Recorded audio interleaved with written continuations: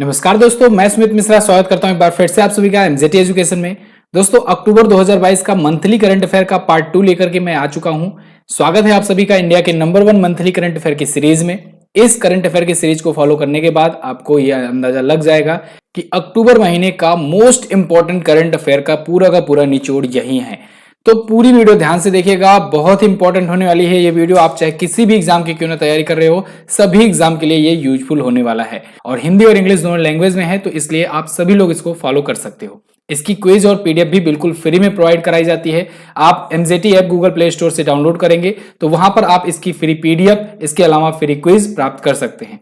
अगर आप हमारे वीडियो कोर्सेज भी लेना चाहते हैं तो आपको बहुत सारे वीडियो कोर्सेज भी मिल जाएंगे और हमारी करंट अफेयर की ई बुक्स आती हैं, आप उनको भी ले सकते हैं। इसके अलावा टेलीग्राम ग्रुप पर भी मैंने पीडीएफ भेज रखी है, तो आप टेलीग्राम ग्रुप से भी जाकर के पीडीएफ डाउनलोड कर सकते हो। टेलीग्राम पर जाना है और एमजेटी एजुकेशन सर्च करके आपको ज्वाइन हो लेना है।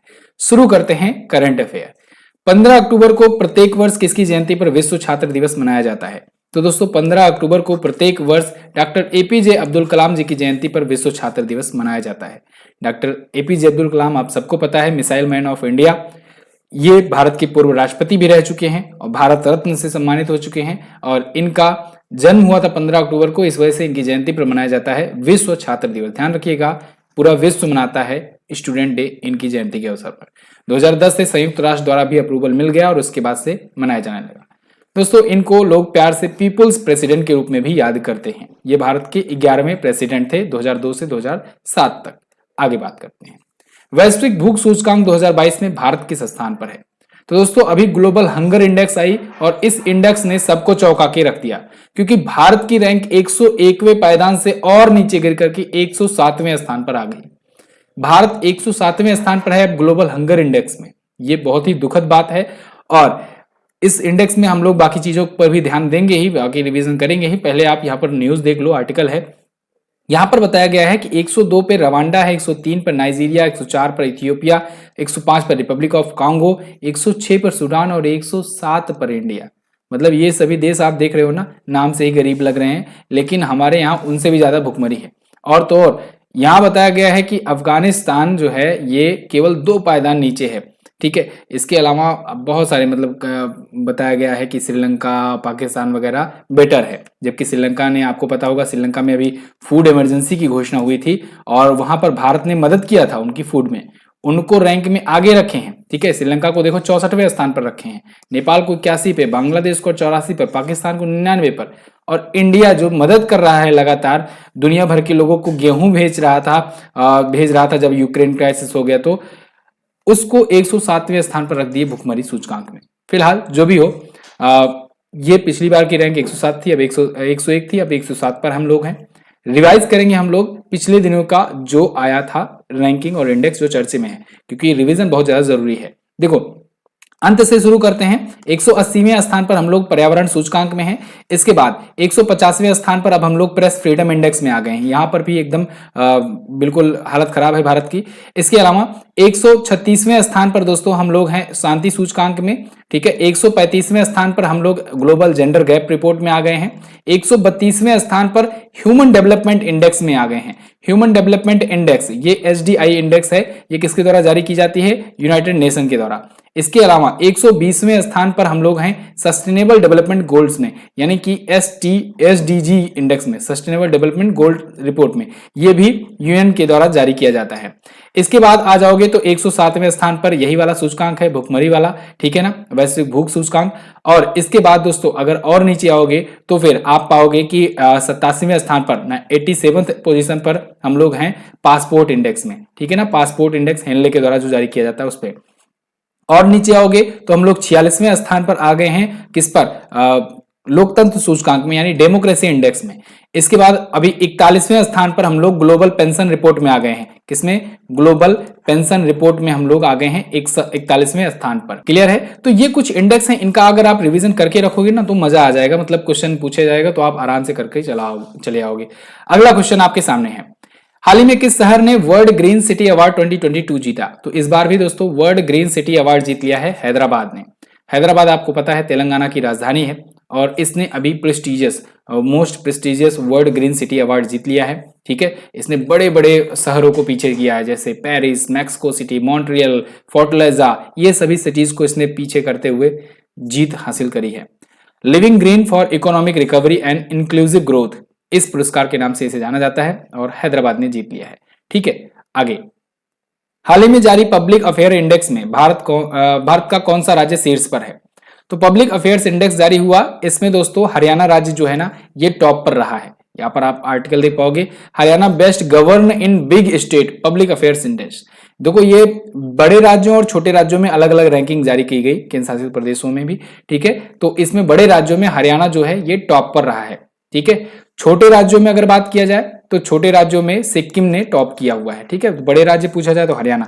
जनरली अगर छोटा बड़ा ना पूछा जाए तब भी आप हरियाणा बताएंगे, अगर छोटा बड़ा पूछ लिया जाता है तब आप सिक्किम बताएंगे। ठीक है, छोटे में पब्लिक अफेयर्स इंडेक्स के द्वारा यह जारी किया जाता है। ठीक, आगे हाल ही में केंद्र सरकार ने किस नदी पर भारत के पहले सस्पेंशन ब्रिज को मंजूरी दी है? तो दोस्तों केंद्र सरकार ने अभी कृष्णा नदी पर इंडिया के पहले सस्पेंशन ब्रिज को मंजूरी दी है। ठीक है, सस्पेंशन ब्रिज ये पहली बार होगा, कृष्णा नदी पर बनाया जाएगा।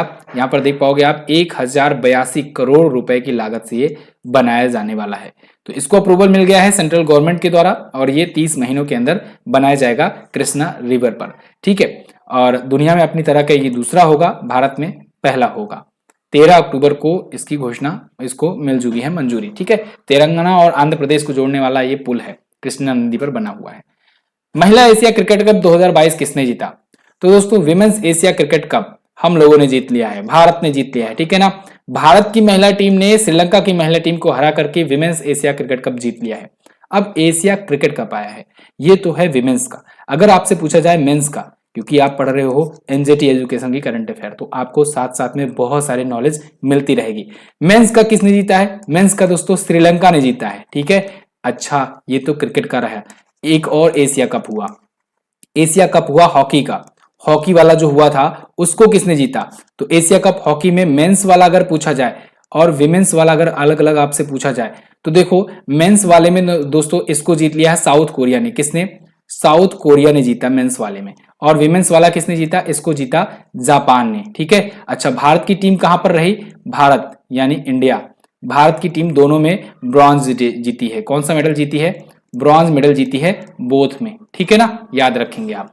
आगे फिलहाल महिला एशिया कप के बारे में बात करते हैं, तो यहां पर आप देख पाओगे इमेज है, सब सेलिब्रेट कर रहे हैं। 7वीं बार जीत हासिल की है। 8 एशिया कप अभी तक महिलाओं का हुआ है, 7 बार तो भारत ने ही जीता है। सोचो 8 में से 7 बार भारत जीत लिया है। स्मृति मंधाना ने सबसे ज्यादा 51 रन फाइनल मैच में बनाए। पुरुष एशिया कप श्रीलंका ने पाकिस्तान को हराकर जीता, ये मैंने बताया आपको। इंटरपोल की 90वीं महासभा की मेजबानी कौन सा देश करेगा? तो इंटरपोल की 90वीं महासभा अभी आयोजित की गई दोस्तों भारत में। भारत में ये आयोजित हुई, 90वां इसका संस्करण था। इंटरपोल की ये मीटिंग थी। ठीक है, यहाँ पर आप देख पाओगे द हिंदू का आर्टिकल है, PM Modi to address 19th Interpol general assembly on October 18। 18 अक्टूबर से 21 अक्टूबर तक ये चला नई दिल्ली में। अंतरराष्ट्रीय आपराधिक पुलिस संगठन इंटरपोल का फुल फॉर्म है, यानी इंटरनेशनल क्रिमिनल पुलिस ऑर्गेनाइजेशन, या इसे इंटरनेशनल पुलिस कहा जाता है। ठीक है, 1997 में पिछली बार आयोजित की गई थी और अभी आयोजित की गई है। 90वीं इसकी महासभा है। भारत सबसे पुराने सदस्य देशों में से एक है। वैसे इंटरपोल की अगर स्थापना एक्चुअल में पूछी जाए तो 1923 में हुई थी। ठीक है ना, और धीरे धीरे इसका नाम भी बदला गया आगे चल करके। फिलहाल इसका हेडक्वार्टर लियोन फ्रांस में है, ये पूछा जाता है, हेडक्वार्टर बड़ा पूछा जाता है। ठीक, आगे अभी इंटरपोल से एक और क्वेश्चन आएगा, वर्चुअल पुलिस सुविधाएं लॉन्च की है, अभी आगे हम लोग कवर करेंगे उसको। हाल ही में किस केंद्रीय मंत्री ने भारत के पहले एल्यूमिनियम फ्रेट रेक का उद्घाटन किया? तो अभी हाल ही में केंद्रीय रेल मंत्री अश्वनी वैष्णव जी ने एल्यूमिनियम फ्रेट रेक का उद्घाटन किया है। आर्टिकल देख लीजिए, India's first aluminium freight rake introduced by Ashwini Vaishnaw at Bhubaneswar. Bhubaneswar में ये उद्घाटन किया गया है। ठीक है, भुवनेश्वर रेलवे स्टेशन उड़ीसा में। दोस्तों एल्यूमिनियम फ्रेट रेक को आरडीएसओ, हिंडाल्को और बेस्को वैगन के सहयोग से बनाया गया है और ये लगभग पूरी तरीके से स्वदेशी ही है। 14,500 टन कार्बन डाइऑक्साइड उत्सर्जन को कम किया जा सकता है इसकी वजह से। आगे हाल ही में किस संस्थान ने वार्षिक परमाणु अभ्यास स्टीड फास्ट नून की घोषणा करी? तो स्टीड फास्ट नून ये वार्षिक परमाणु अभ्यास है, किसका है? नाटो का। नाटो यानी कि नॉर्थ अटलांटिक ट्रीटी ऑर्गेनाइजेशन, और इसने दोस्तों स्टीट फास्ट नून की नाम के एक न्यूक्लियर एक्सरसाइज को अभी कंडक्ट किया है 17 अक्टूबर को। और इसको देख करके रसिया वगैरह सब चिंतित भी हैं, क्योंकि नाटो का ये एक्सरसाइज है और न्यूक्लियर एक्सरसाइज है। हालांकि ये क्लेम कर रहा है कि ये तो प्रत्येक वर्ष करते हैं, इनका रूटीन एक्सरसाइज है, लेकिन देखना होगा ये क्या चीजें हैं। फिलहाल नाटो जो है नॉर्थ अटलांटिक ट्रीटी ऑर्गेनाइजेशन, स्थापना 1949 में हुई थी, 12 देश शामिल थे जब वो स्थापना हुई थी। वर्तमान में इसमें 30 देश हैं। जेंस स्टोलनबर्ग इसके अध्यक्ष हैं और ब्रुसेल्स बेल्जियम में इसका हेडक्वार्टर है। ठीक है। अच्छा, नाटो की और भी एक्सरसाइज हुई थी, जैसे कि अभी लॉक्ड सील्ड हुआ था, ये भी आप याद रखेंगे। इसके अलावा बाल्टोप्स हुआ था बाल्टिक सागर में। ठीक है, लॉक्ड सील्ड एस्टोनिया में हुआ था, बाल्टिक सागर में बाल्टोप्स हुआ था, भूमध्य सागर में हुआ था नेपच्यून स्ट्राइक, ये भी आप याद रखेंगे। आगे, हाल ही में उल्फ क्रिस्टर्सन को किस देश का नया प्रधानमंत्री चुना गया है? तो उल्फ क्रिस्टर्सन दोस्तों ये बन गए हैं स्वीडन के नए प्राइम मिनिस्टर। देख लीजिए, यही हैं उल्फ क्रिस्टर्सन, ये बने हैं, स्वीडिश पार्लियामेंट ने इन्हें इलेक्ट किया हुआ है नए प्राइम मिनिस्टर के रूप में। ठीक है, तो स्वीडन की पहली महिला प्रधानमंत्री एंडरसन जो बनी थी, मैग्लेडेना एंडरसन, उनकी जगह पर अब ये नियुक्त किए गए हैं नए। स्वीडन की राजधानी स्टॉकहोम है और स्टॉकहोम से दो चीजें आपको याद आ रही होगी। एक तो स्टॉकहोम से आपको याद आ रहा होगा कि नोबेल पुरस्कार वगैरह, ठीक है, स्वीडन के द्वारा ही दिया जाता है। एक स्टॉकहोम से याद आ रहा होगा आपको सिप्री। सिप्री सिप्री वही है जो Stockholm International Peace Research Institute, ये रिपोर्ट वगैरह जारी करती है ना, हथियारों से रिलेटेड सारी जानकारियां यही दिया करती है, तो ये भी आप ध्यान रखेंगे। स्वीडिश क्रोन करेंसी है, स्वीडिश क्रोन में ही नोबेल पुरस्कार दिए जाते हैं, मतलब ये उसकी मुद्रा है। तो अगर आपसे पूछा जाए कि कितनी मुद्रा में दिया गया, तो आप स्वीडिश क्रोन वाला ऑप्शन लगा देंगे। किस देश ने गर्भवती महिलाओं पर पुनर्विवाह प्रतिबंध हटाने की घोषणा करी है? तो दोस्तों जापान ने घोषणा करी है कि गर्भवती महिलाओं पर अब पुनर्विवाह प्रतिबंध हटाया जाएगा।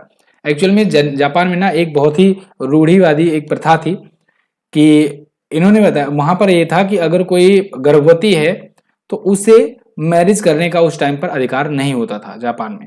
फिलहाल अब ये हटा दिया गया है। ठीक है, रीमैरिज करने का अधिकार हटा दिया गया, मतलब कि जैसे कि कोई गर्भवती है, उसका एक पति छोड़ दिया, तो फिर वो अगर चाहती है कि दूसरा पति से शादी कर ले, तो फिर उसे वेट करना होता था और उसके बाद फिर वो शादी करती थी, जब वो 100 दिनों का इंतजार कर लेती थी तब। ठीक है, यानी 100 दिनों का इंतजार करना पड़ता था दोबारा शादी करने से। तो 1896 से ही ये लागू था, 2016 में संशोधन किया गया, लेकिन अब इसे हटा दिया गया है पूरी तरीके से। ठीक है, आगे, T20 विश्व कप में डेब्यू करने वाले सबसे युवा खिलाड़ी कौन बने? वो बन गए हैं दोस्तों अयान खान। ये यूनाइटेड अरब अमीरात की टीम से डेब्यू किए हुए हैं और T20 वर्ल्ड कप में डेब्यू करने वाले सबसे युवा खिलाड़ी हैं, सबसे कम उम्र के हैं अयान खान। यहां पर दिख पाएंगे आप, UAE's Ayan Khan makes history, become the youngest player in T20 world cup. 16 वर्ष के हैं और इन्होंने मोहम्मद आमिर का 2003 वाला रिकॉर्ड तोड़ दिया। 2003 में मोहम्मद आमिर ने जो रिकॉर्ड बनाया था वो अब जाकर के तोड़ा है। ठीक है, सोचो आप कि जब ये अभी 16 वर्ष के हैं, जब 2003 में रिकॉर्ड बना होगा तब ये कितने वर्ष के रहे होंगे। ठीक है, अरे पैदा नहीं हुए थे क्या। आगे बढ़ते हैं। हाल ही में किसके द्वारा लिखे गए उपन्यास द सेवन मून्स ऑफ माली अल्मुडा 2022 का बुकर पुरस्कार किसे दिया गया इसके लिए? तो दोस्तों अभी हाल ही में दिया गया है सिहान करुणा तिलका को इस पुरस्कार के, इस उपन्यास के लिए, द सेवन मून्स ऑफ माली अल्मुडा के लिए बुकर पुरस्कार पाए हुए हैं। ठीक है, श्रीलंकन ऑथर हैं और इन्होंने ये पुरस्कार लिया हुआ है, रिसीव किया हुआ है। इनको इस पुस्तक के लिए दिया गया, the seven moons of Maali Almeida के लिए। अंतरराष्ट्रीय बुकर पुरस्कार भी आपको याद आ रहा होगा। देखो, बुकर पुरस्कार दो टाइप से होता है, एक होता है बुकर पुरस्कार केवल, एक होता है अंतरराष्ट्रीय बुकर पुरस्कार। तो अंतरराष्ट्रीय बुकर पुरस्कार हिंदी के लिए पहला दिया गया गीतांजलि सिंह को टॉम्ब ऑफ सैंड के लिए, और हिंदी के लिए यह पहला अंतरराष्ट्रीय बुकर पुरस्कार था। अगला, दुनिया में मछली उत्पादन के मामले में भारत का कौन सा स्थान है? तो मछली उत्पादन में भारत दोस्तों है तीसरे स्थान पर, थर्ड पोजीशन पर आ गया है।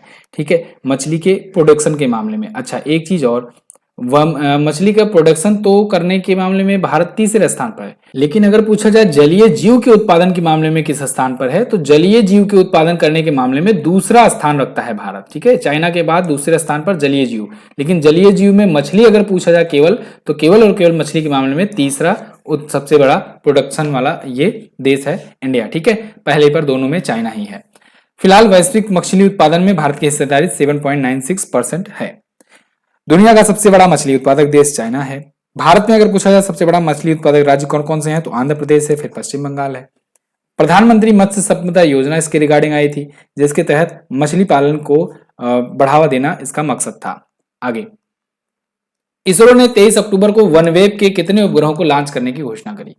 इनफैक्ट लॉन्च भी कर दिया है अब, ठीक है। तो इसरो ने 23 अक्टूबर को वनवेव के 36 सैटेलाइट लॉन्च करे हैं। कितने? 36 सैटेलाइट लॉन्च किए हुए हैं, इसरो ने लॉन्च किए हैं। ISRO moves rocket with 36 OneWeb satellite to pad launch on October 2023।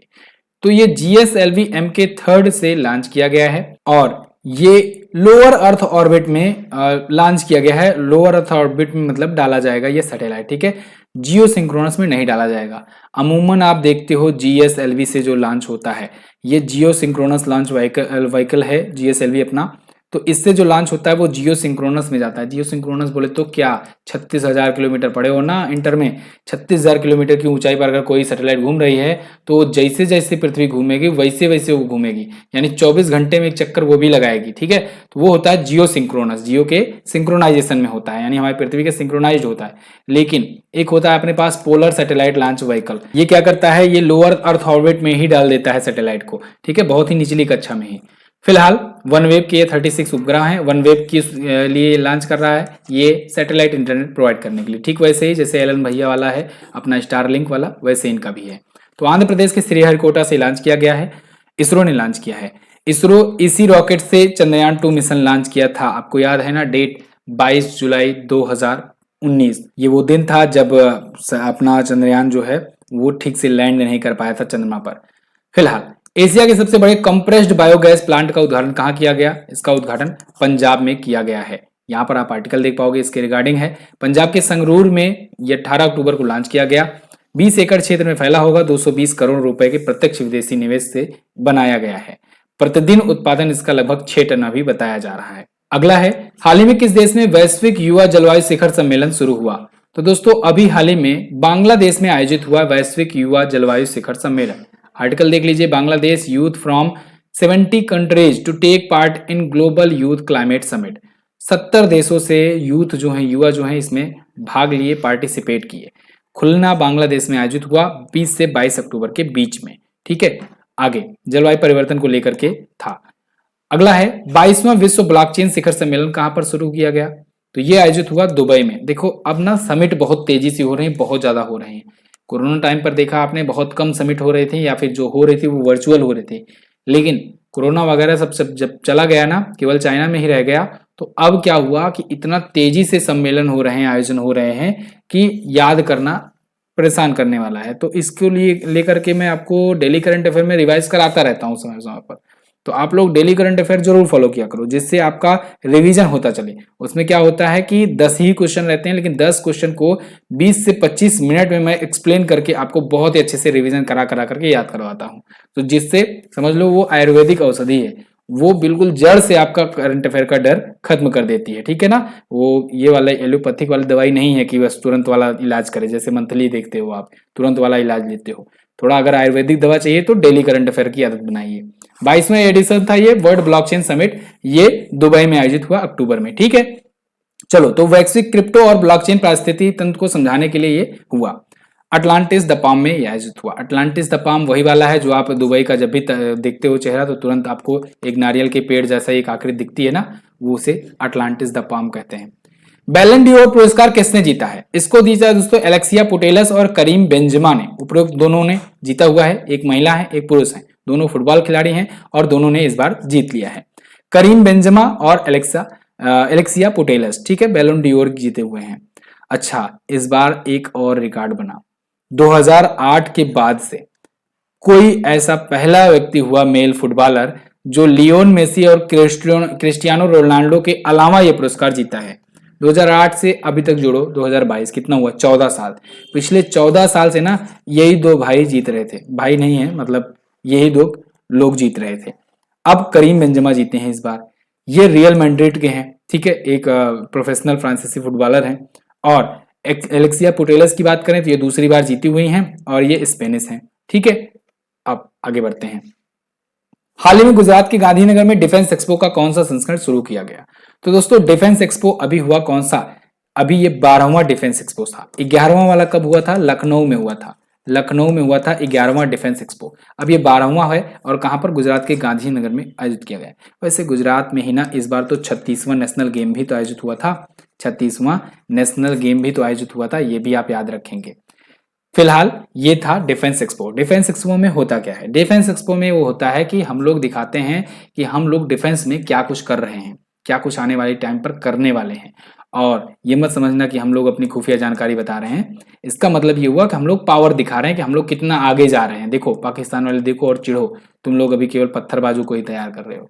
हम लोग ब्रह्मोस 2 बना रहे हैं। ब्रह्मोस 2 जो होगा ये एक हाइपरसोनिक मिसाइल होगी जो कि दुनिया के गिने चुने देशों के पास है। गिने चुने क्या, अभी ऑफिशियली अनाउंसमेंट तो केवल रसिया ने ही किया है कि हमारे पास ये है और सक्सेसफुल टेस्टिंग हमने कर लिया है, बाकी लोग तो अभी सक्सेस भी नहीं हुए हैं। तो रसिया के ही सहयोग से ब्रह्मोस 2 बना रहा है, वो दिखाएगा। इसके अलावा हम लोग और क्या क्या चीजें डिफेंस में कर रहे हैं, कितना एक्सपोर्ट कर रहे हैं, इससे ना डिफेंस सेक्टर में हम लोग एक्सपोर्टेशन को बढ़ावा दे सकते हैं, मतलब और देशों को बेच सकते हैं। जैसे ब्रह्मोस मिसाइल हम लोगों ने फिलीपींस को बेचा अभी, ठीक है।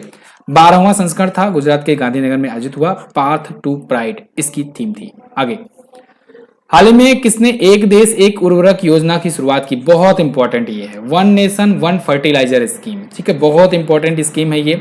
इसको अभी प्राइम मिनिस्टर नरेंद्र मोदी जी ने लॉन्च किया है। जैसे आपने वन नेशन वन कार्ड सुना, वैसे ही ये one nation one fertiliser scheme है। नरेंद्र मोदी जी ने इसे लॉन्च किया हुआ है और इसके तहत किसानों को इस प्रकार से ट्रेंड किया जाएगा कि एक देश में ना एक ही प्रकार के जो खाद हो वो यूज किए जाएं, ठीक है। तो इसी के साथ साथ इन्होंने कुछ और योजनाएं शुरू की, जैसे कि भारतीय जन उर्वरक परियोजना भी लॉन्च करी है, ठीक है। तो ये भी आप ध्यान रखिएगा। उद्देश्य है किसानों को कम कीमत पर गुणवत्तापूर्ण फसल पोषक तत्व प्रदान करना। आगे, हाल ही में कौन सी कंपनी ने देश की सबसे बड़ी फिक्स्ड लाइन सेवा प्रदाता कंपनी बनने का रिकॉर्ड बनाया? तो अभी हाल ही में दोस्तों रिलायंस जियो देश की सबसे बड़ी फिक्स्ड लाइन सेवा प्रोवाइडर बन गई है। इसने बीएसएनएल को पीछे छोड़ दिया है। याद रखिएगा, और सब मामलों में तो बहुत पहले ही पीछे छोड़ चुकी थी, फिक्स्ड लाइन सेवा प्रोवाइडर के मामले में अब भी बीएसएनएल टॉप पर चल रही थी, जिसको अब जियो रिलायंस जियो ने पीछे कर दिया है। रिलायंस जियो ने अभी हाल ही में 5G भी लॉन्च किया इंडिया में, आपको पता होगा। भारतीय प्राइम मिनिस्टर नरेंद्र मोदी जी ने इंडिया मोबाइल इंडिया कांग्रेस में लॉन्च किया था इसे 1 अक्टूबर को, ठीक है, जिसके बारे में पिछले पार्ट में हम लोगों ने अच्छे से कवर भी किया हुआ है। फिलहाल ये देश की सबसे बड़ी फिक्स्ड लाइन सेवा प्रोवाइडर बन चुकी है। ओकला स्पीड टेस्ट के अनुसार मोबाइल इंटरनेट में भारत किस स्थान पर है? तो ओकला स्पीड टेस्ट ने अभी फिर से रैंकिंग जारी करी है। इसने मोबाइल इंटरनेट स्पीड की बताई है, रैंकिंग है, भारत है 118वें स्थान, बहुत पीछे है भारत अभी, ठीक है। मोबाइल इंटरनेट में इन्होंने बताया है कि 118वें स्थान पर है, पिछली बार 117 पर थे, इस बार -1 हुआ है। फिक्स्ड ब्रॉडबैंड के मामले में हम लोग 79वें पर हैं, पिछली बार 78 पर थे, इस बार 1 का नुकसान हुआ है, ठीक है ना। चलो आगे, जारी कौन किया? ओकला इंटरनेट ग्लोबल ओकला टीम ने। टॉप पर कौन है ब्रॉडबैंड की स्पीड के मामले में? चिली है टॉप पर, नॉर्वे जो है ये मोबाइल इंटरनेट के मामले में टॉप पर है। अगला है, हाल ही में मध्य प्रदेश वन्यजीव बोर्ड ने किसे टाइगर रिजर्व के रूप में मंजूरी दी? तो दोस्तों मध्य प्रदेश वन्यजीव बोर्ड ने दुर्गावती टाइगर रिजर्व को मंजूरी दे दी है। ये दुर्गावती टाइगर रिजर्व जो होगा ये पन्ना टाइगर रिजर्व से ही निकल करके बनेगा, यहाँ पर आप देख पाओगे। तो पन्ना टाइगर रिजर्व का ही एक सब पार्ट होगा और आगे चल करके ये एक नया दुर्गावती टाइगर रिजर्व बन गया है। मध्य प्रदेश वन्यजीव बोर्ड से ये मंजूरी भी पा गया है। मध्य प्रदेश को दोस्तों टाइगर स्टेट भी कहा जाता है। और आपको पता होगा अभी कुनो नेशनल पार्क, कुनो नेशनल पार्क का नाम आप याद रखेंगे क्योंकि यहीं पर अभी 8 चीते लाए गए। 70 सालों के बाद भारत में दोबारा चीतों की वापसी हुई। नमीबिया से लाए गए थे, ये आप याद रखेंगे नमीबिया से लाए गए थे 8 चीते, ठीक है, कुनो नेशनल पार्क में रखे गए हैं। पीएम मोदी ने कहां पर भारत पाक सीमा के पास दीसा एयरबेस की आधारशिला रखी है? तो दोस्तों दीसा एयरबेस ये गुजरात के पास में है। पीएम मोदी ने अभी हाल ही में उसकी आधारशिला रखी है। इससे दीसा एयरबेस आ जाने से हमारे एयरफोर्स को पाकिस्तान की तरफ मूव करने और उसके अटैक करने के लिए टेक ऑफ करने में आसानी हो जाएगी, नजदीक पड़ेगा, ठीक है, क्योंकि ये पाकिस्तान बॉर्डर से सिर्फ 130 किलोमीटर दूर होगा। गुजरात के बनासकांठा जिले के दीसा में स्थित है, नाम है दीसा एयरबेस। हाल ही में किसने पहला वैश्विक पुलिस मेटावर्स लॉन्च किया? तो जैसा कि अभी मैंने आपको बताया कि इंटरपोल की 90वीं महासभा थी, संयुक्त महासभा, और इस बार दिल्ली में आयोजित की गई। तो उसी टाइम पर उसी अवसर पर वैश्विक पुलिस मेटावर्स लॉन्च किया गया। वैश्विक पुलिस मेटावर्स से क्या होगा, ग्लोबल पुलिस मेटावर्स से क्या होगा? इससे क्या होगा ना कि जो पुलिस है हमारे यहाँ की पुलिस और वहाँ की पुलिस इंटरपोल की, ये दोनों लोग मेटावर्स के जरिए आमने सामने खड़े होकर के डिस्कस कर पाएंगे किसी मुजरिम को पकड़ने के लिए, अपराधी को पकड़ने के लिए, ठीक है, थोड़ा सा और अच्छा हो जाएगा। तो फिलहाल वर्ल्ड इकोनॉमिक फोरम के साथ पार्टनरशिप इसके लिए किया गया है। आगे, हाल ही में किस देश ने सारंग महोत्सव मनाया? तो सारंग महोत्सव कोरिया गणराज्य में अभी मनाया गया है। कोरिया का रिलेशन इंडिया से हजारों सालों पुराना है और सारंग महोत्सव वहां पर सेलिब्रेट किया जाता है। तो सारंग महोत्सव दोस्तों ये इंडिया के कल्चर को याद करते हुए वहाँ के लोग सेलिब्रेट करते हैं। 8वां इस बार का संस्करण था। ये अभी 8 साल पहले ही शुरू हुआ था 2015 से। ठीक है, आगे, हुरून रिपोर्ट के अनुसार भारत के सबसे उदार व्यक्ति कौन है? तो अभी हुरून की रिपोर्ट आई जिसके अनुसार बताया गया भारत के सबसे बड़े दानी व्यक्ति बन गए हैं शिवनादर। शिवनादर जो HCL कंपनी के फाउंडर हैं, जिनकी बेटी रोशनी नादर मल्होत्रा इस टाइम पर HCL की चेयरपर्सन है, तो उनको सबसे उदार व्यक्ति घोषित किया गया है। ये रहे शिवनादर। ठीक है, इंडियाज मोस्ट जेनरस पर्सन है। ईडल गिव हुरून इंडिया की ये रिपोर्ट में बताया गया है। इन्होंने 1161 करोड़ रुपए वार्षिक दान किए, यानी एक साल में 1161 करोड़ रुपए दान किए हैं। ठीक है, और विप्रो के अजीम प्रेम जी जो हैं 484 करोड़ रुपए दान किए हैं वार्षिक। ठीक है, अगर सबसे दानी महिला की बात की जाए, सबसे उदारवादी महिला की बात की जाए, तो वो है रोहिणी नीले केणी। 120 करोड़ रुपए इन्होंने टोटल दान किए हैं। अगला, हाल ही में किसने एक कंफ्यूज्ड माइंड स्टोरी की पुस्तक लिखी? तो दोस्तों अभी हाल ही में एक कंफ्यूज माइंड स्टोरी लिखी है साहिल सेठ ने। साहिल सेठ एक IRS ऑफिसर हैं और इन्होंने लॉन्च किया है, इंडियन रेवेन्यू सर्विसेज के ऑफिसर हैं। एक कंफ्यूज्ड माइंड स्टोरी लिखी है इन्होंने। ब्लू रोज पब्लिशिंग हाउस द्वारा ये पब्लिश किया गया है। हाल ही में भारत ने परमाणु सक्षम किस मिसाइल का सफलतापूर्वक परीक्षण किया? तो दोस्तों भारत की कंपनी DRDO ने अग्नि प्राइम नाम से एक मिसाइल का परीक्षण किया है। अग्नि प्राइम मिसाइल जो है ये अभी टेस्ट फायर की गई है सक्सेसफुली ओडिशा से। इसकी रेंज है 1000 से 2000 किलोमीटर के बीच में। परमाणु सक्षम मिसाइल है ये और इसमें कनस्तर वगैरह लगा दिया गया है। तो अग्नि फर्स्ट का ही ये अपग्रेडेड वर्जन बन गया है अग्नि प्राइम। ठीक है, अग्नि फर्स्ट का ही ये अपग्रेडेड वर्जन है। तो DRDO के बारे में अगर बात करें तो 1958 में स्थापना हुई थी, नई दिल्ली में हेडक्वार्टर है और समीर वी कामत इसके अध्यक्ष हैं। 5वें खेलो इंडिया यूथ गेम, इसका आयोजन कहाँ किया जाएगा? इसका आयोजन होगा मध्य प्रदेश में। पहला हुआ था नई दिल्ली में, दूसरा वाला हुआ था पुणे महाराष्ट्र में, तीसरा हुआ था गुवाहाटी में, चौथा हुआ पंचकुला हरियाणा में और अब 5वां मध्य प्रदेश में होने जा रहा है। अगली बार होगा मतलब 2023 में ही होगा। तो यहाँ पर इसके रिगार्डिंग आर्टिकल भी आप देख पाओगे, मसाल इनको सौंप दी गई है। 8 शहरों में इसका आयोजन किया जाएगा। खेलो इंडिया यूथ गेम की बात करें 2018 में इसकी शुरुआत हुई थी। खेल एवं युवा मंत्रालय के द्वारा ये आयोजित किया जाता है। हाल ही में जारी Mercer CFS global pension index में भारत किस स्थान पर है? शुरुआत में ही मैंने आपको सारी रैंकिंग बता दी है। इस बार 44 देशों में 41वें स्थान पर भारत का नंबर आता है। ठीक है, यहाँ पर आप देख पाओगे article, India ranks 41st among 44 nation on pension index. ठीक है, ग्लोबल पेंशन इंडेक्स में टॉप पर है आइसलैंड, सेकंड पर नीदरलैंड, थर्ड पर है डेनमार्क। हाल ही में किन दो देशों की सेनाओं के बीच टाइगर ट्रम्प अभ्यास आयोजित किया गया? तो टाइगर ट्रम्प अभ्यास ये भारत और अमेरिका के बीच में होता है प्रत्येक वर्ष, तो इस बार भी आयोजित हुआ। भारत और अमेरिका के बीच में और कौन कौन से अभ्यास होते हैं? एक तो अभी अभ्यास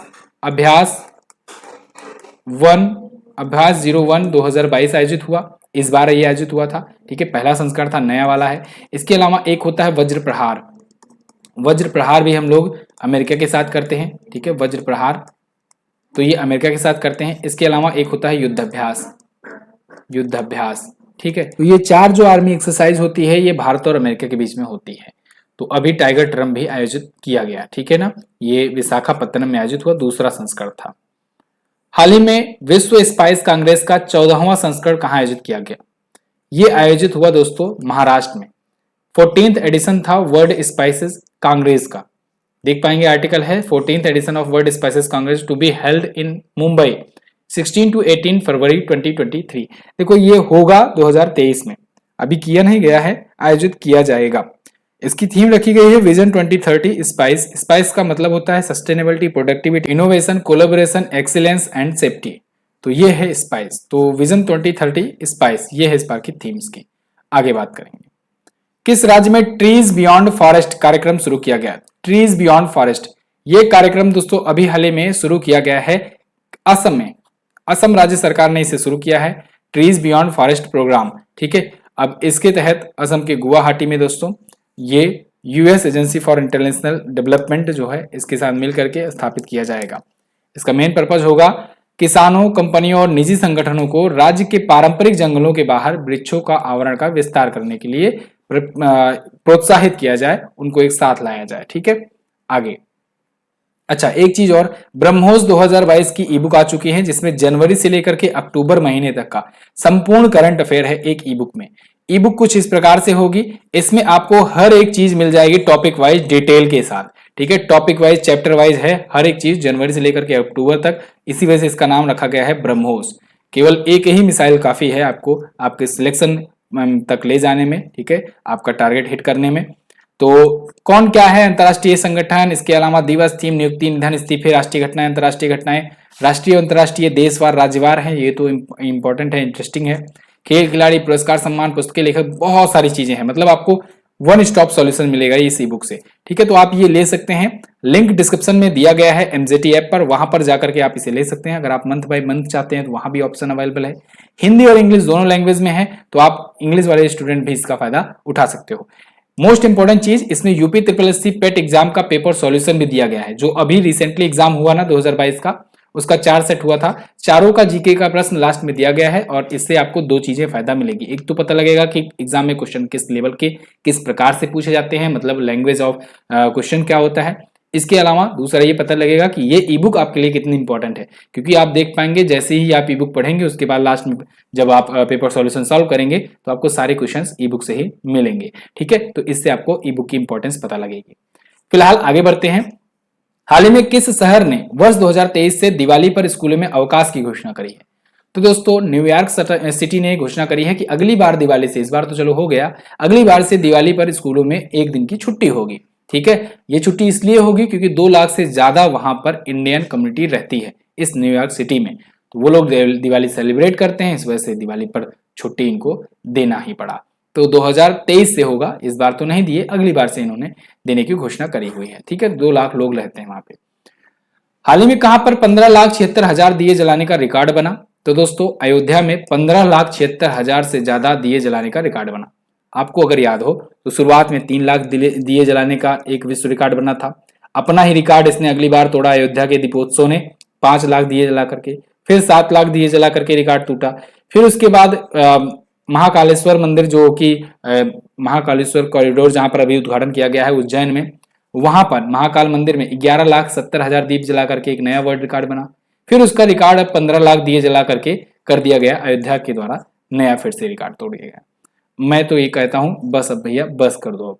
ठीक है, होड़ में आप बहुत ज्यादा आगे बढ़ते न जाओ। ठीक है ना, मतलब इससे चलो इतना तक ठीक है, आस्था है, ठीक है, लेकिन अब इसी पर रुक जाना चाहिए। अब ये नहीं कि मतलब रिकॉर्ड पे रिकॉर्ड बनाते ही जा रहे हैं, जब कोई और नहीं है टक्कर में, क्यों फालतू में रिकॉर्ड के चक्कर में पड़े हो, इतना बहुत है। ठीक है ना। फिलहाल तो ये देखो कुछ नज़ारे हैं उसके, और सारी डिटेल मैंने आपको बता ही दी है, सब कुछ यहीं पर है। आगे बढ़ जाते हैं। बंगाल की खाड़ी से उठे चक्रवाती तूफान को किसने सितरंग नाम दिया है? तो इसका नाम दिया है थाईलैंड ने। ठीक है, सितरंग नाम। अब देखो सितरंग जो है ना, ये थाईलैंड का इस बार नंबर था, इसलिए थाईलैंड ने नाम दिया। मैंने आपको बाकायदे डेली करंट अफेयर में पूरा का पूरा लिस्ट वाइज बताया है कि 13 देश हैं भारत वाले इंडियन ओशियन वाले ग्रुप में, ये लोग बारी बारी नाम दिया करते हैं। यहां पर पूरा का पूरा नाम की लिस्ट है। ठीक है, तो अभी देखो जैसे इससे पहले आसानी आया था तो श्रीलंका ने दिया था, जवाद आया था सऊदी अरेबिया, शाहीन आया था कतर ने दिया था। ठीक है ना, ऐसे ही सितरंग जो है ये थाईलैंड। अगला वाला कौन सा आएगा? मांडौस आएगा। मांडौस कौन नाम देगा? यूएई। फिर आएगा मोचा, मोचा नाम यमन देगा। ठीक है, तो ऐसे ये चलता रहता है। बाकी और डिटेल में मैंने आपको बता रखा है, तो यहाँ पर थोड़ा सा टाइम लॉस टाइप का होगा, इस वजह से मैं कहता हूँ आपको डेली करंट अफेयर जरूर देखा करो, बहुत अच्छे से समझाया जाता है हर एक चीज। आगे, बंगाल की खाड़ी से उठा ये चक्रवाती तूफान 25 अक्टूबर तक बांग्लादेश के तटों से टकराया, थाईलैंड ने नाम दिया, ये पूछा जाता है। फाइनेंशियल एक्शन टास्क फोर्स यानी एफएटीएफ, इसने किस देश को ब्लैक लिस्ट में शामिल किया? तो एफएटीएफ ने दोस्तों ब्लैक लिस्ट में शामिल कर लिया है अभी म्यांमार को। जहां पर ब्लैक लिस्ट में म्यांमार को शामिल किया, वहीं पाकिस्तान को इसने ग्रे लिस्ट से बाहर कर दिया है। पाकिस्तान ग्रे लिस्ट से निकल चुका है। ठीक है, एफएटीएफ के फाइनेंशियल एक्शन टास्क फोर्स की। ठीक है, यहां पर आप देख पाओगे adds Myanmar to blacklist. अब देखो म्यांमार के अलावा ना और कौन कौन से देश शामिल हैं ब्लैक लिस्ट में, और हैं उत्तर कोरिया और ईरान। ये दो देश भी पहले से ही शामिल थे, अभी भी इसमें पड़े हुए हैं। म्यांमार भी अब इसमें ऐड कर लिया गया है। ब्लैक लिस्ट हो जाने से समझ लो कि फंडिंग कोई भी कंपनी, कोई भी संस्था, अंतरराष्ट्रीय ऑर्गेनाइजेशन नहीं देती है। ग्रे लिस्ट होने से देने से पहले बहुत सारा क्वेश्चन किया जाता है, बहुत सारी चेकिंग की जाती है, ठीक है। तो पाकिस्तान अभी तक ग्रे लिस्ट में था, लेकिन अब अमेरिका की कृपा के चलते अब वो बाहर हो गया है फिलहाल। FATF की स्थापना 1989 को हुई थी, पेरिस में इसका हेडक्वार्टर है। टी राजा कुमार, इंडोनेशिया के टी राजा कुमार ये इसके अध्यक्ष हैं। इंडोनेशिया के मैं इसलिए बता रहा हूँ, बार बार लोग सोचते हैं ये भारतीय मूल के हैं, भारत के नहीं है, इंडोनेशिया के हैं। अंडर 23 कुश्ती चैंपियनशिप में गोल्ड मेडल जीतने वाले पहले भारतीय कौन बने? तो वो बन गए हैं दोस्तों अमन सहरावत। ये अंडर 23 कुश्ती चैंपियनशिप में गोल्ड अभी हाल ही में जीते हुए हैं। देख पाएंगे आप, आर्टिकल है, Aman Sehrawat becomes first Indian wrestler to win gold under 23 world championship. ठीक है, तो 6 पदक भारत के आए, 1 गोल्ड, 1 रजत और 4 कांस्य पदक रहा। साजन भानवाला अंडर 23 चैंपियनशिप में पदक जीतने वाले पहले भारतीय थे। ध्यान रखिए, अगर पदक जीतने वाला पूछा जाए तो पहला आप साजन भानवाला का नाम बताएंगे क्योंकि ये ब्रॉन्ज जीते थे। अगर गोल्ड पूछा जाए तब आप अमन सहरावत का नाम पूछेंगे, बताएंगे। कहां पर कुकुर तिहार महोत्सव मनाया गया? तो कुकुर तिहार महोत्सव दोस्तों नेपाल में मनाया गया। एक्चुअली में यहाँ पर तिहार महोत्सव मनाया जाता है और एक एक दिन ये 5 दिवसीय महोत्सव होता है और एक एक दिन सबको ये एक प्रकार से कहें कि रिप्रेजेंट करने के लिए एक प्रकार से समर्पित रहता है एक एक दिन। तो दूसरा दिन जो होता है वो कुकुर को यानी कि कुत्तों को समर्पित होता है। संस्कृत में इसे कहते हैं कुकुर, तो इसलिए कहा जाता है कि कुकुर तिहार। और ऐसे ही पहला दिन जो होता है वो कौवों को समर्पित रहता है और उसे संस्कृत में कहते हैं काग, तो इसीलिए उसे काग तिहार कहते हैं, ठीक है ना। तो काग तिहार पहले दिन मनाया जाता है, दूसरे दिन कुकुर तिहार मनाया जाता है। कुकुर तिहार ज्यादा फेमस होता है इसलिए यहाँ पर कुकुर तिहार दिया गया है। वैसे आपसे पूछा जाएगा कौन सा महोत्सव, तो आप तिहार महोत्सव भी बता दोगे तो समझ में आ जाएगा। ठीक, आगे कर्नाटक सरकार ने एससी कम्युनिटी को, एससी कम्युनिटी बोले तो शेड्यूल कास्ट कम्युनिटी को आरक्षण बढ़ा करके कितना किया? दोस्तों कर्नाटक सरकार लगातार आरक्षण पे आरक्षण बढ़ाई जा रही है, बहुत सारी चीजों पर आरक्षण इसने बढ़ाया है रिसेंटली, और अब 15% से एससी कम्युनिटी का आरक्षण बढ़ा करके 17% कर दिया है। वहीं एसटी कम्युनिटी का आरक्षण 3% से बढ़ा करके 7% कर दिया है। कुछ दिन पहले कर्नाटक सरकार ने ही 1% आरक्षण कर दिया था ट्रांसजेंडर्स के लिए कर्नाटक पुलिस में। उससे भी पहले अभी मतलब उसके बाद ही कहो 2% आरक्षण इसने देने की घोषणा करी थी स्पोर्ट कोटा के तहत, यानी कि जो खिलाड़ी होंगे उनको गवर्नमेंट एग्जाम्स वगैरह में, ठीक है। तो ये आरक्षण जो कर्नाटक सरकार दी है। कर्नाटक ही नई शिक्षा नीति लागू करने वाला पहला राज्य भी है, ठीक है। आगे बढ़ते हैं, और ये सारी चीजें हैं वही चीजें जो मैं आपको बता चुका हूं। आगे, केरल सरकार ने बच्चों के खिलाफ साइबर अपराधों को रोकने के लिए कौन सा ऐप लॉन्च किया? अच्छा, आप लोग बिल्कुल परेशान ना हो, ये पीडीएफ भी आपको दी जाती है, ठीक है। यही नहीं, आपको हर एक महीने की पीडीएफ मिल जाएगी एमजेटी ऐप पर। एमजेटी ऐप इंस्टॉल करके रखो, वहां पर आपको क्विज भी मिला करती है, तो क्विज भी सॉल्व कर लोगे ना तो थोड़ा सा एक कॉन्फिडेंस आ जाएगा, जो यहाँ पढ़े हो वो क्विज में सॉल्व कर लोगे। अच्छा, कुछ लोग सोचते हैं केवल पीडीएफ से कल्याण हो जाएगा, नहीं। जब तक आप आवाज नहीं सुनोगे, जब तक आप वीडियो फॉर्मेट में नहीं देखोगे, तो हमारा माइंड जो होता है ना विजुअल को ज्यादा याद रखता है। तो वीडियो देखे रहोगे तब ज्यादा अच्छे से सबको समझ में आएगा, तब आप पीडीएफ पढ़ोगे उसके बाद, तब बहुत लॉन्ग टर्म के लिए आपके अंदर बैठ जाएगा। और कहीं क्विज सॉल्व कर लिए तब तो फिर मजा ही मजा। केरल सरकार ने बच्चों के खिलाफ साइबर अपराध को रोकने के लिए कौन सा ऐप लॉन्च किया? तो केरल सरकार ने अभी हाल ही में दोस्तों कुंज ऐप लॉन्च किया है। ये बच्चों के खिलाफ साइबर अपराध को रोकने के लिए है। केरल सरकार ने कुछ दिन पहले लकी बिल ऐप लॉन्च किया था। ये जीएसटी चोरी रोकने के लिए या कहें कि जीएसटी भरने के लिए, लोगों को प्रोत्साहित करने के लिए था, ठीक है। जीएसटी चोरी जो करते हैं उसको कम करने के लिए था। बीच विजिल ऐप ये गोवा ने लॉन्च किया था, ये आप याद रखेंगे, गोवा पुलिस ने लॉन्च किया था। माइग्रेशन ट्रैकिंग ऐप ये महाराष्ट्र पुलिस ने लॉन्च किया था, सॉरी महाराष्ट्र ने लॉन्च किया था, राज्य सरकार ने, जिससे माइग्रेशन को ट्रैक किया जा सके। तो Kerala government launch mobile app to prevent cyber crime against children, यहाँ पर है, और नाम है इसका कुंज ऐप, ठीक है।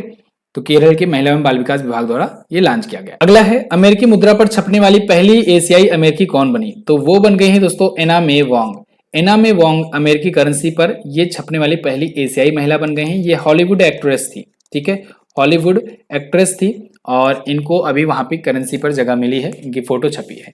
केतनजी ब्राउन जैक्सन आपको ए ऑप्शन में दिख रही हैं, ये अमेरिकी सुप्रीम कोर्ट की चीफ जस्टिस बनने वाली पहली अश्वेत महिला बनी थी। पहली अश्वेत जरूर लगा देना, पहली अश्वेत महिला ये बनी थी चीफ जस्टिस, ठीक है। वैसे मैं आपसे पूछूंगा कमेंट बॉक्स में, मुझे बताओ भारत की और पाकिस्तान की पहली महिला चीफ जस्टिस कौन बनने वाली हैं? कमेंट बॉक्स में बताइएगा जरूर।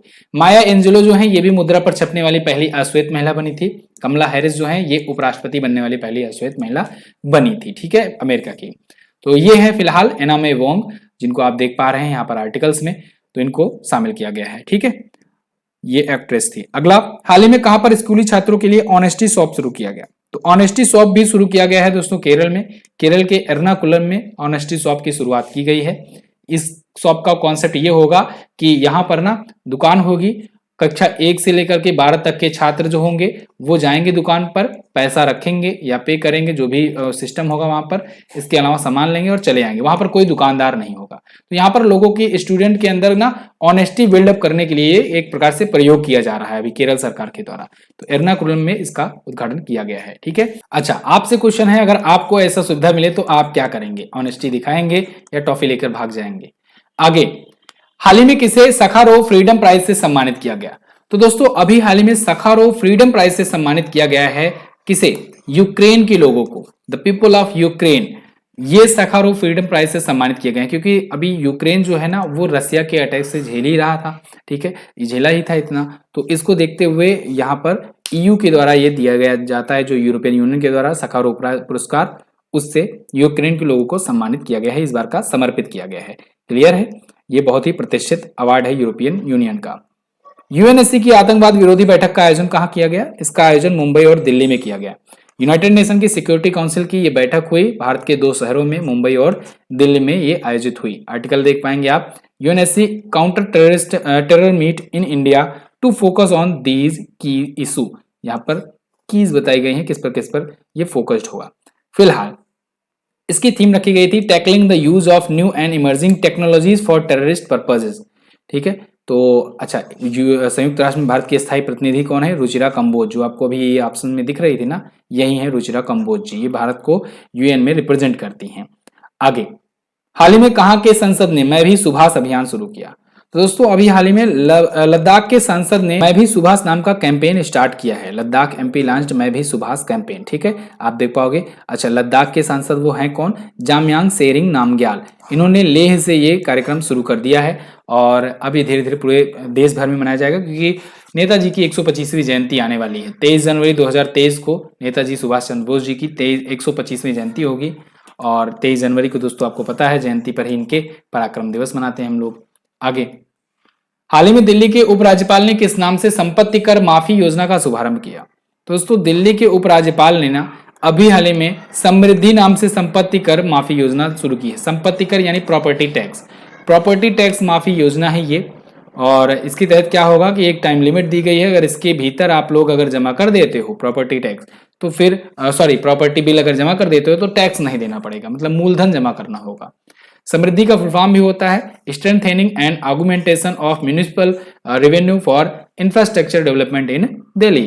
दिल्ली के उपराज्यपाल हैं विनय कुमार सक्सेना जी, जिन्होंने इसे लॉन्च किया है। दिल्ली के सीएम हैं अरविंद केजरीवाल। आगे, पहली बार C-295 ट्रांसपोर्ट एयरक्राफ्ट कहां बनाए जाएंगे? ये बनाए जा रहे हैं गुजरात में। गुजरात पहली बार made in India C-295 transport aircraft बनाएगा। अब इसका शिलान्यास पीएम मोदी जी करेंगे, कर दिए हैं, मतलब भारत में पहली बार बनने वाले हैं ये। गुजरात के वडोदरा इंडियन एयरफोर्स के लिए ये मैन्युफैक्चर किए जाएंगे। टाटा एयरबस को ये जिम्मेदारी दी गई है कि आओ और कंपनी के लिए, ये भारतीय एयरफोर्स के लिए आप ये बनाओ, ट्रांसपोर्ट एयरक्राफ्ट बनाओ। ठीक है ना, 2026 से 2031 तक पूरे के पूरे विमानों की आपूर्ति हो जाएगी। हाल ही में शुरू की गई परियोजना महिलाओं के अनुकूल पर्यटन का संबंध किस राज्य से है? ये शुरू किया है दोस्तों केरल ने। देखो केरल ना इन सब मामलों में काफी ज्यादा आगे है, पर्यटन वगैरह को बढ़ावा देने के मामले में और सब एजुकेशन के मामले में काफी ये एडवांस स्कीम लॉन्च किया करता रहता है।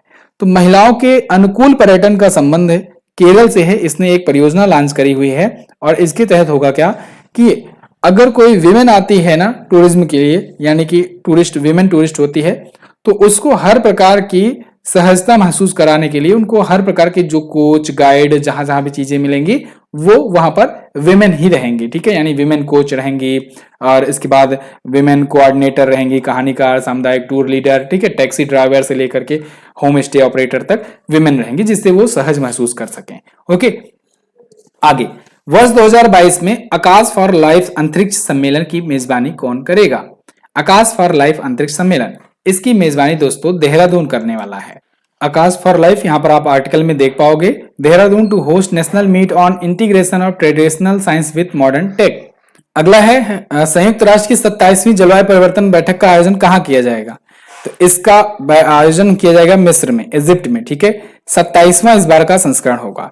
तो यहाँ पर आप देख पाओगे your guide to the 2022 UN climate conference COP 27। अब देखो COP 27 का मतलब होता है कॉन्फ्रेंस ऑफ पार्टीज 27। ये एक्चुअल में ना जलवायु परिवर्तन की एक बैठक होती है संयुक्त राष्ट्र द्वारा जो ऑर्गेनाइज कराई जाती है। इस बार की ये बैठक मिस्र के शर्म अल शेख में आयोजित होगी और इस बार ये 3 चीजों पर फोकस्ड होगा। एक तो कार्बन एमिशन को कम करना, दूसरा देशों को क्लाइमेट चेंजेस से निपटने में मदद करना तथा टेक्नोलॉजी सहायता प्रदान करना। इसके अलावा जो डेवलपिंग नेशन हैं उनको धन प्राप्त कराने में मदद करना। पिछली बार वाला हुआ था ग्लासगो स्कॉटलैंड में, अगली बार वाला होगा यूएई में, ठीक है, कॉन्फ्रेंस ऑफ पार्टीज का। चलिए आगे, हाल ही में किसे संयुक्त राष्ट्र की वायु परिवहन समिति के अध्यक्ष के रूप में नामित किया गया है? तो दोस्तों अभी हाल ही में सैफ अली जुनेजा को नामित किया गया है संयुक्त राष्ट्र की वायु परिवहन समिति के अध्यक्ष के रूप में, सैफ अली जुनेजा। यहां पर आप देख पाओगे आर्टिकल है elected as chairperson of UN's air transport committee, ठीक है। ये दोस्तों ये भारत की प्रतिनिधि हैं अंतर्राष्ट्रीय नागरिक उड्डयन संगठन में, सैफ अली जुनेजा। तो इनको अभी यहां पर नियुक्त किया गया है। IRS हैं, ऑफिसर हैं 1992 बैच की। अगला, हाल ही में कहां पर सरस फूड फेस्टिवल मनाया गया? तो सरस फूड फेस्टिवल का आयोजन दोस्तों अभी हाल ही में नई दिल्ली में किया गया है। इंपॉर्टेंट क्वेश्चन है, इसे याद रखेंगे आप।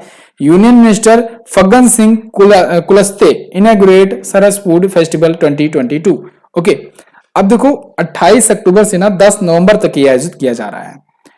फग्गन सिंह कुलस्ते जो हैं ये केंद्रीय ग्रामीण विकास राज्य मंत्री हैं, इनके द्वारा इसका उद्घाटन किया गया है। इस आयोजन में 18 राज्य के लगभग 150 से ज्यादा महिला उद्यमी और जो सेल्फ हेल्पिंग ग्रुप की जो सदस्य हैं, मेंबर हैं, वो हिस्सा लेंगे। ये महिला सशक्तिकरण को बढ़ावा देने के लिए आयोजित किया जा रहा है। क्लियर? तो ये तो थे दोस्तों अक्टूबर महीने का पार्ट 2 वाली वीडियो। पार्ट 1 अगर आपने नहीं देखा है तो उसको जरूर देख लेना। 2 पार्ट से ना आप अक्टूबर मंथ के सभी क्वेश्चंस कवर अप कर पाओगे। वीडियो अगर पसंद आई है तो वीडियो को लाइक और शेयर जरूर कर देना। चैनल पर आए हो और नए तो सब्सक्राइब कर लेना, क्योंकि ऐसे ही कंटेंट, क्वालिटी कंटेंट आप तक मिलते रहेंगे। और यकीन मानो दोस्त, सबसे इंपॉर्टेंट क्वेश्चन है, हर एक प्रकार का पूरा इसमें कवरेज रहता है, तो आप इसके बाहर से आपको भटकने की, पढ़ने की जरूरत नहीं पड़ने वाली है। मतलब यहाँ पर टाइटल में तो मैंने निचोड़ लिख दिया हुआ होता है, लेकिन आप देखो 2 पार्ट 2 घंटे की वीडियो होती है। 2 पार्ट में 2 घंटे में बहुत अच्छे तरीके से आपका 120 प्लस क्वेश्चन कवर अप कराया जाता है और डिटेल के साथ, ठीक है, रिवीजन पॉइंट के साथ। तो आपको इससे ज्यादा डिटेल कंटेंट नहीं मिलने वाला है कहीं पर भी। चैनल को सब्सक्राइब करके रखो, सपोर्ट करो, शेयर भी करो अपने दोस्तों के पास, ठीक है। बहुत बहुत धन्यवाद यहाँ तक जुड़ने के लिए। और जैसे कि मैंने आपको बताया, इसकी क्विज और PDF आपको MZT ऐप पर मिलेगी, तो don't forget to install it. और टेलीग्राम पर भी PDF भेजी जाती है, उसको भी ज्वाइन कर लीजिए। मिलेंगे अगली वीडियो में, तो तक के लिए नमस्कार, जय हिंद, वंदे मातरम।